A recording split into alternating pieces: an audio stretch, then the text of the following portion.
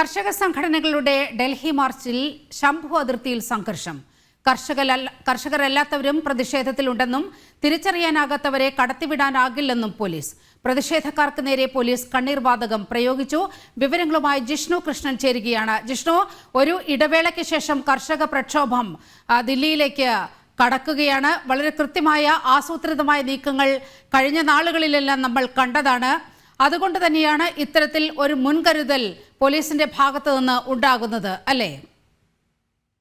നീലിമ, തീർച്ചയായും നേരത്തെ നടന്നിട്ടുള്ള കർഷക സംഘടനകളുടെ മാർച്ചുകൾ അക്രമാസക്തമാവുകയും ഡൽഹിയിൽ റെഡ് ഫോർട്ട് അതിക്രമിച്ചു കയറി അവിടെ ഖലിസ്ഥാൻ പതാക ഉയർത്തിയതും നമുക്ക് മുൻപിലുണ്ട്. അതുകൊണ്ട് തന്നെ ഇത്തരത്തിലുള്ള സംഘടിതമായ സമരങ്ങൾക്ക് പിറകിൽ കൃത്യമായ ആസൂത്രണമുണ്ട് എന്നുള്ളത് ഇന്റലിജൻസ് നേരത്തെ റിപ്പോർട്ടും നൽകിയിരുന്നു. അതുകൊണ്ട് തന്നെയാണ് വളരെ ഗൗരവത്തോടുകൂടി ഈ മാർച്ചിനെ പോലീസ് കൈകാര്യം ചെയ്യുന്നത്.